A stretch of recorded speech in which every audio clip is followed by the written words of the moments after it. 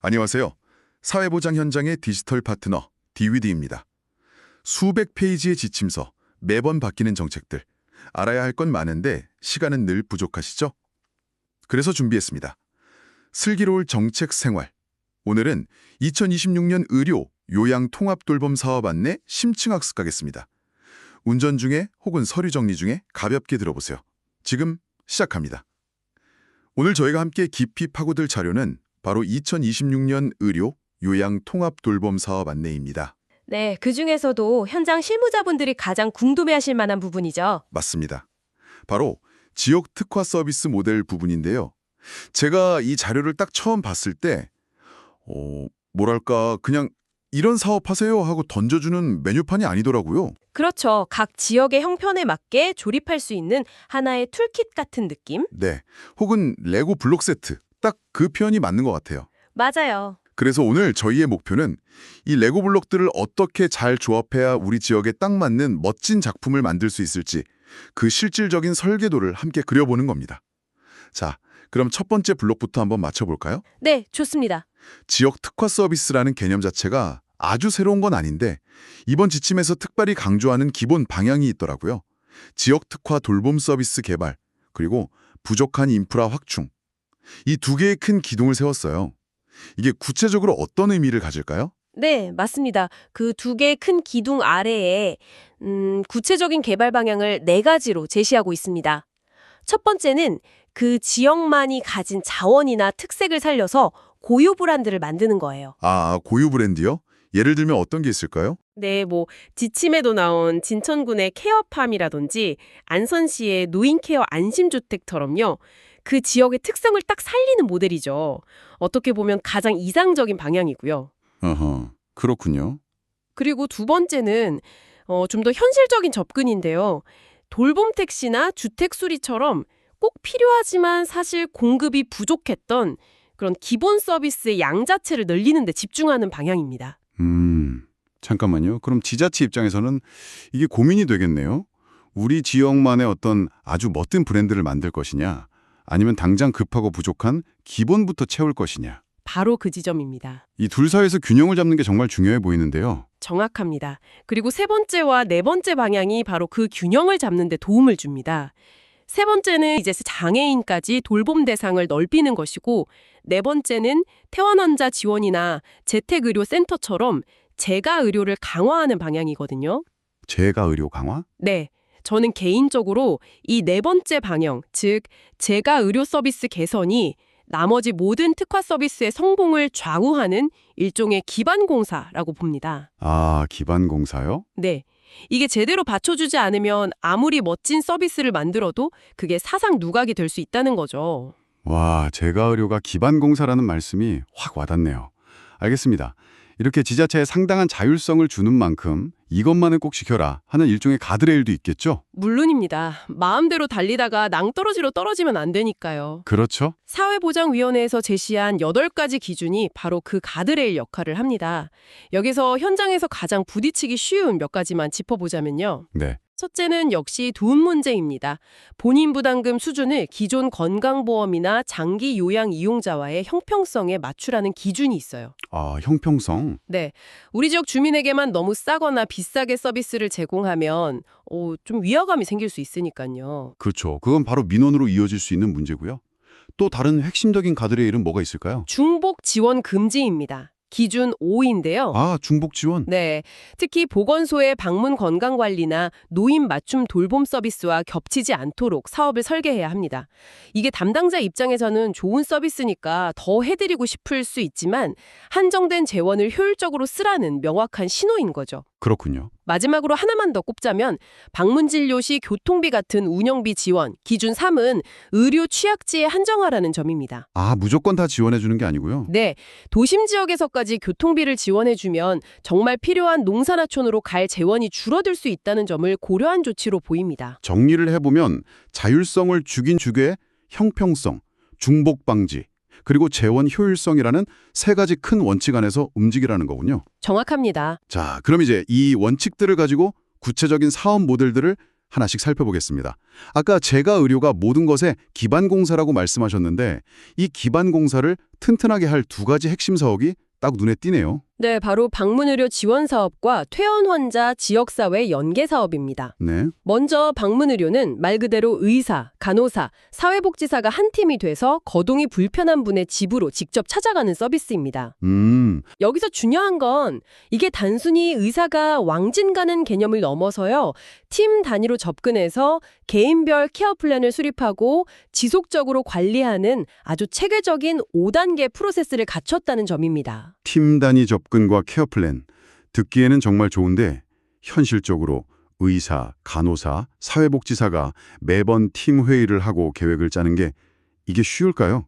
현장에서는 다들 각자 바쁘게 움직이기 마련이잖아요. 아, 정말 좋은 지적이십니다.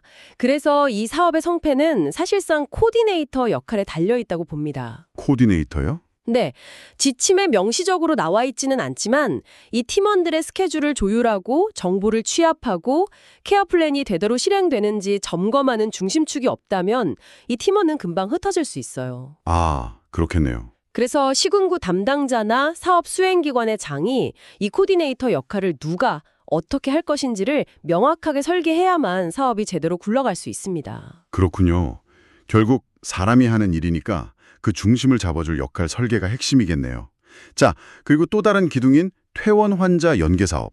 사실 병원에서 퇴원하는 그 순간이 제일 막막하잖아요. 가장 막막하죠. 이 사업이 그 막막함을 어떻게 해결해 주나요? 이 사업의 목표는 어르신들이 퇴원 후에 다시 상태가 나빠져서 응급실에 실려오거나 혹은 요양시설로 바로 가시는 그 회전문 현상을 막는 겁니다. 회전문 현상. 네, 방법은 간단합니다.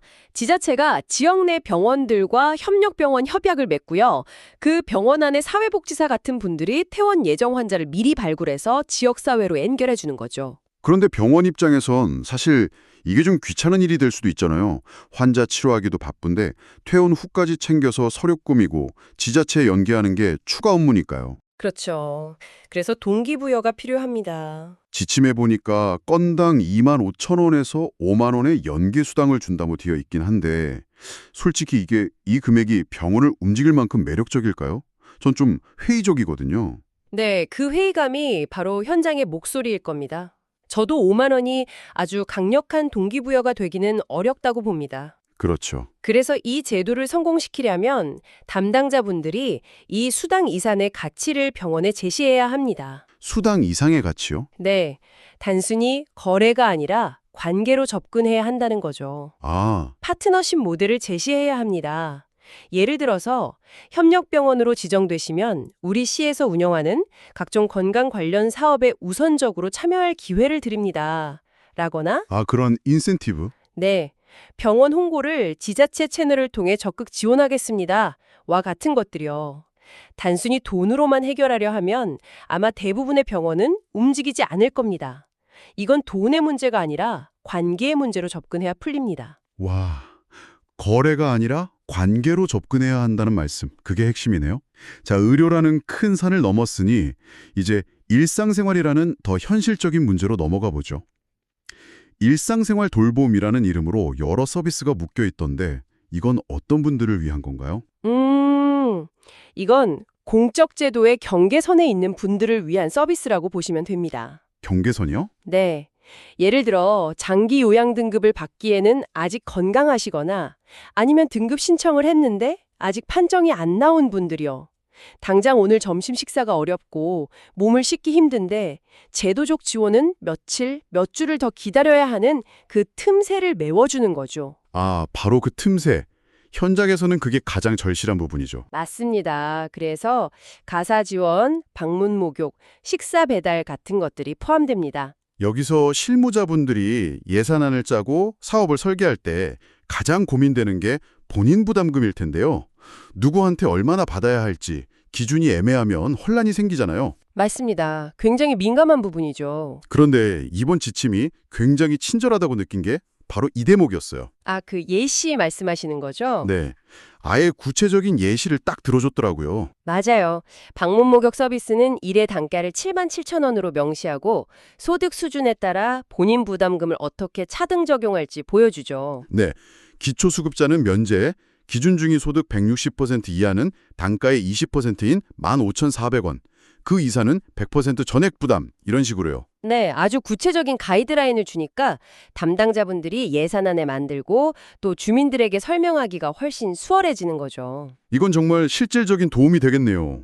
그리고 일상생활 지원에서 빼놓을 수 없는 게 바로 집 문제죠. 그럼요. 아무리 돌봄 서비스를 잘해줘도 집이 위험하면 소용이 없으니까요. 주거 환경 개선 사업은 어떤가요? 생애 1인당 100만 원 한도라는 기준이 눈에 띄던데요. 네, 한도가 정해져 있다는 게 중요합니다. 문턱을 없애고 화장실에 미끄럼 방지 타일을 깔고 벽에 안전 손잡이를 다는 등 낙상 예방과 안전에 초점을 맞춘 시공을 지원합니다.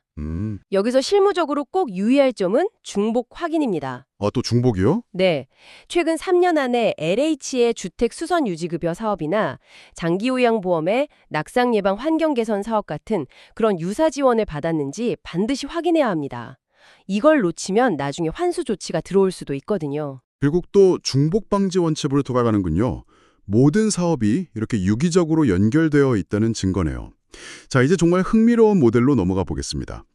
병원에서 퇴원은 했는데 집으로 바로 가기엔 좀 불안한 분들을 위한 개념, 중간집이라는 아이디어가 등장합니다. 네, 지침에서는 단기 회복형 지원주택이라는 용어를 씁니다. 단기 회복형 지원주택. 네, 급성기 치료가 끝난 환자, 예를 들어 고관절 수술을 하셨거나 뇌졸중으로 쓰러졌다가 회복 중인 분들이 통상 3개월 정도 머물면서 재활훈련도 하고 일상생활 적응훈련도 하는, 말 그대로 병원과 집의 징검다리 역할을 하는 공간입니다. 아이디어는 정말 좋은데 가장 큰 문제는 그래서 그 집을 어디서 구하느냐 이거잖아요.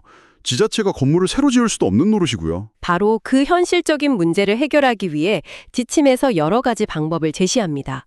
LH의 공공임대주택 빈집을 활용하는 방법이 있고요. LH 공공임대주택을요? 그게 가능해요? 네, 가능합니다.